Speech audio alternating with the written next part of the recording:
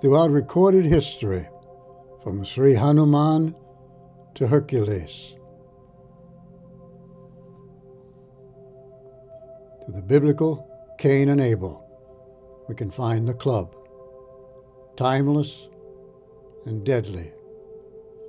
These clubs weigh around a pound or less, but in the hands of a skilled warrior, they can crush your skull or take out your heart. These clubs have probably seen battle and taken lives.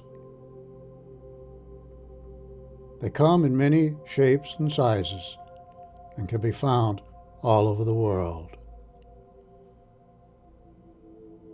This belonged to the notorious gangster Al Capone in the 1920s. In ancient times, warriors fashioned clubs out of a human femur. It is the strongest bone in the body and makes an ideal and lethal weapon.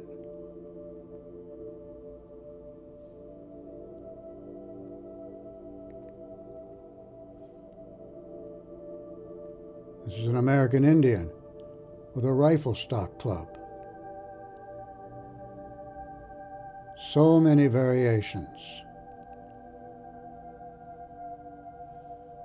This is a policeman's billy club, and they were used against the suffragettes in the early 1900s. And the suffragettes responded by practicing jiu-jitsu and using weapons, including the Indian club.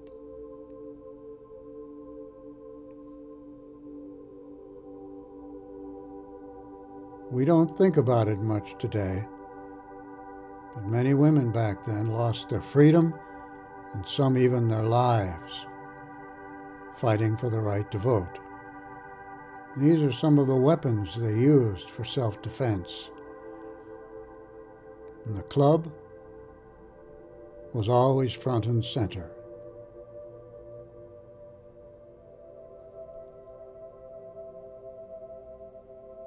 It didn't start out that way. In the early days, they simply used them for exercise. They started young and practiced the fundamental movement patterns that translated into martial skills for some of them in their later years.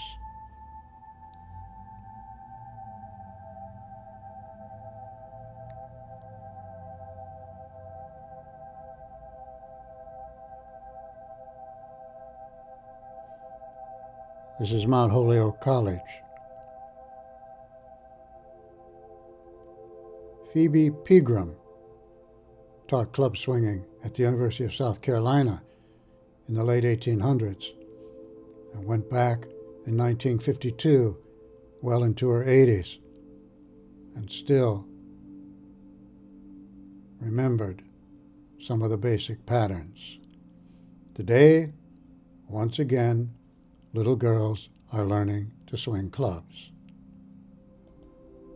Now, Indian clubs, of course, originated in India, where British soldiers studied their methods and took the art back to Great Britain, where it spread throughout the world. We often see the warriors there depicted using heavy clubs called gada,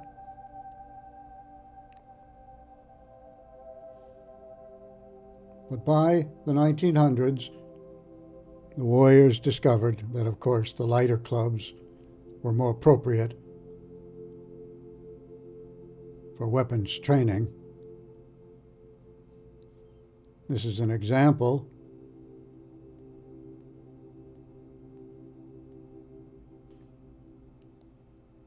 There were many forms, different methods,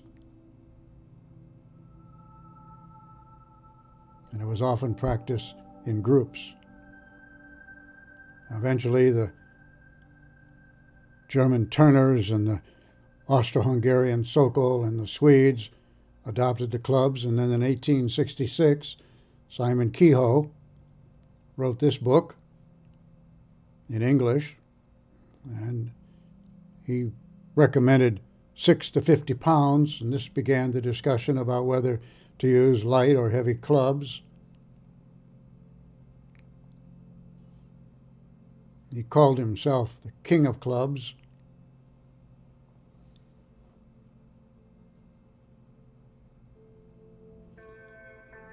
But in time, boxers, wrestlers, and fencers and such discovered that the lighter club, 1 to 3 pounds, was more appropriate for training and allowed for the complex movements required for their arts.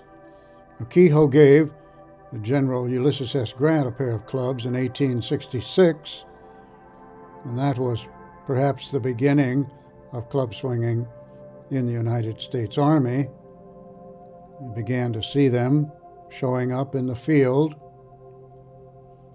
as they spread across the United States. When Hermann J. Koehler, second-generation German turner, was appointed Master of the Sword in 1882, this is where he trained as a boy and a young man in Milwaukee, club swinging really began to find its way into the Army. That's Koehler on the left, the first international gymnastics team. There he is on the left again later in life. And he brought a highly sophisticated system of club swinging to West Point, along with other functional training, medicine balls and such, that we have recently rediscovered beginning in the early 1990s, around a century later. Dumbbell drills,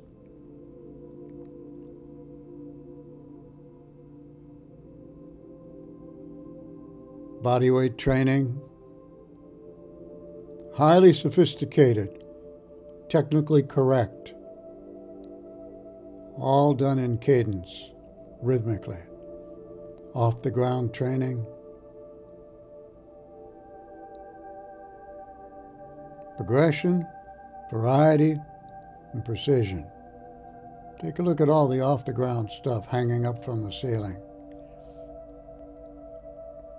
Around 1920, we began to make fun of the people who went to those sorts of gymnasiums. We switched to sports and games. So when World War II came, most of the teachers were gone, and the club swinging was very primitive. I started practicing club swinging at around the age of 8, around 1953, 54, in a German Turner Hall in Davenport, Iowa. And I trained under the students of William Reuter, one of the best club swinging masters in the country, a few years before I was born. And he learned from his father, and his father learned from the old German masters in the mid-1800s. It all began to make sense when I grew up, became an infantryman, because field expedient weapons training was critical. I was over in Korea in the summer of '68. They call it the Secret War of 1968. And our goal was simply to kill enemy soldiers. I spent my last 6 months running a gym. My counterpart, Mr. Kim, was our division boxing coach and a master of Korean club swinging. And we trained for 6 months. I learned all I could about his method. In 1982, I returned to Korea as a civilian to supervise all the gyms up on the DMZ, and Mr. Kim was still there after all those years. So for another year, I learned his method. I'll always appreciate what he taught me.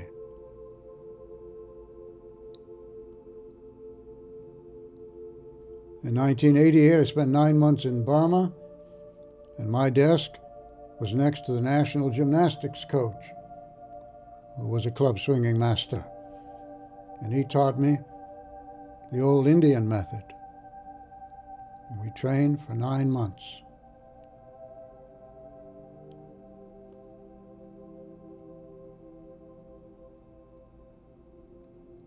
So in 1990, I was teaching at Northern Illinois University, and I found about 100 pair of old clubs in the attic of a gymnasium over at the University of Iowa. They gave them to me. So I started to teach what I knew of the art, and that was the beginning of club swinging in the United States after many years of obscurity. The students bought in right away, and these classes attracted our best and brightest. This was early in our training, a lot of technical errors, but everyone was expected to get up and lead as well as they could.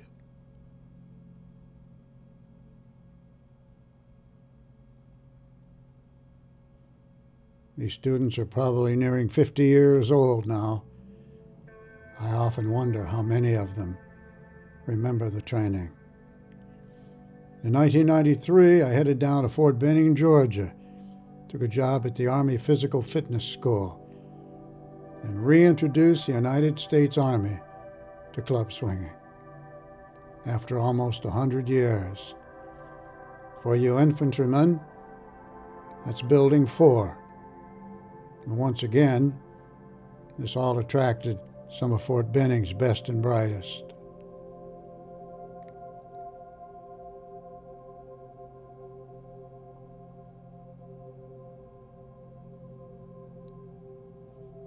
This is Audie Murphy Gym, 75th Rangers, 3rd Ranger Battalion. And these guys got it right away. This was no game. Everything they could do to develop fighting skills would ensure victory in their mission.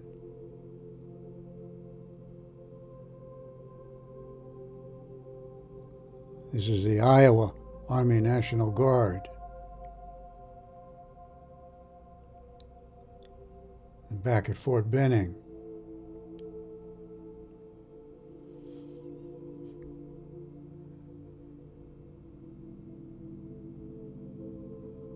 progression, variety, and precision. They all got it.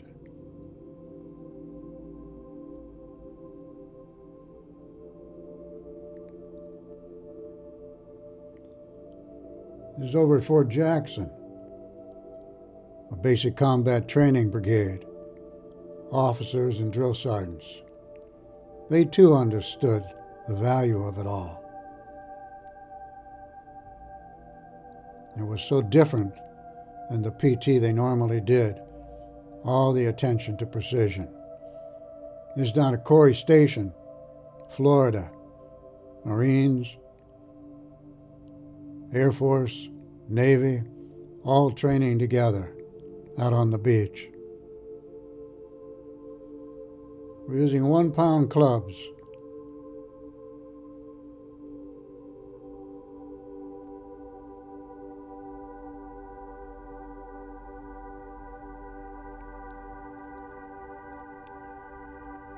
This is young Jason Flynn, back in around 2000, one of the first MMA fighters to start practicing with clubs.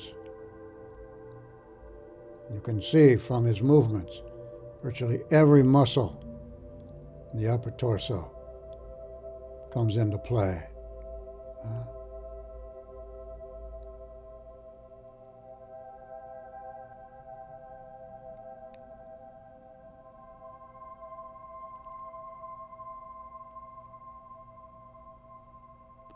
Today, MMA fighters can often be seen swinging clubs.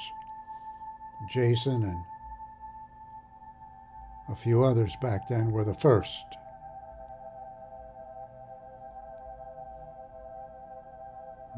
The kettlebell community quickly jumped on board by around 2004. This is Brett Jones. Today, we have quite a few instructors out there teaching. These are a few.